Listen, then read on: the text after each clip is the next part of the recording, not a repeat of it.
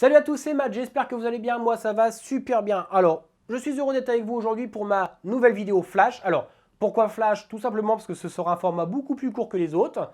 Mais ne vous inquiétez pas, on trouvera quand même le moyen de bien rigoler ensemble. Alors pour le sujet, nous allons parler non pas du compte de travaux, je vous connais. Une fois c'était marrant, deux fois c'est de la gourmandise. On va le laisser de côté au désespoir de notre ami pour passer sur l'administration française. Allez, c'est parti!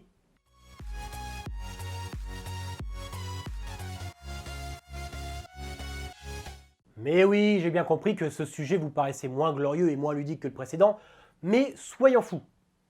Alors, si vous voulez, moi, par rapport à tout ça, je me suis permis d'aller les rencontrer et leur poser clairement la question quel était aujourd'hui le rôle de l'administration française dans notre beau pays, avec un slogan si puissant qui est liberté de payer plus.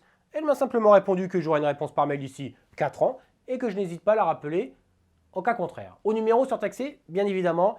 Le petit souci qu'elle ne m'a jamais demandé mon adresse mail, la salope!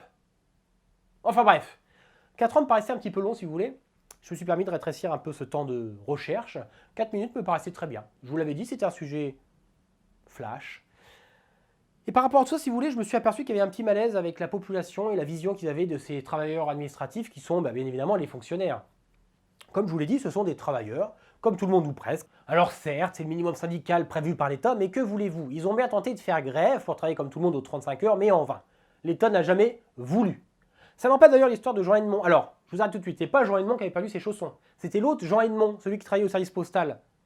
Vous savez, celui qui un jour, en se levant, a eu un élan de conscience professionnelle et a voulu faire une semaine à 20 heures. Le problème, c'est que ni une ni deux, il s'est vu muter en Roumanie après l'ouverture des frontières avec l'Europe pour non-respect de la charte qualité de son service. Sous prétexte que travailler plus de 4 heures par jour nuisait à la santé et à la santé du groupe. Alors c'est sûr, on ne peut pas leur reprocher d'être à l'affût du moindre accident de travail lié à la fatigue. C'est bien pour ça que sur le bord de la route, vous verrez toujours un gars qui creuse et 4 qui regardent leur montre. C'est pour vérifier qu'ils fassent bien ses pauses syndicales. Si vous voulez, c'est un peu comme le disque que l'on va mettre dans un camion d'un chauffeur poids lourd pour vérifier qu'il fasse bien ses pauses en temps et en heure. Mais n'empêche que c'est vache quand même, et c'est là que je les comprends le mieux et que je me sens le plus proche d'eux. C'est vrai que travailler sous pression, c'est vraiment pas évident. Je vois bien, passé 20 heures, je me voyais encore recevoir les coups de fil de mes clients. Comme eux, on les forçait à quitter du travail à 16 heures. Quitte à les retrouver aérés partout en ville et dans les villages, à ne plus savoir quoi faire de leur journée. Mais c'est pas sans risque. C'est comme le drame de la famille du con. Non, je vous arrête tout de suite, ce n'est pas une insulte. C'était une famille de fonctionnaires sur 3 générations qui un jour, malheureux, ont croisé le chemin du petit Robert. C'était le junkie du village qui passait son temps à consommer non pas de l'évian et qui, après le dernier épisode de Walking Dead, en les croisant dans leur jardin hagard, les yeux vides, a cru à une attaque de zombies et les a finis violemment. Wilson, il y a des zombies! Enfin bref, tout ça pour vous dire que ça reste un métier dangereux.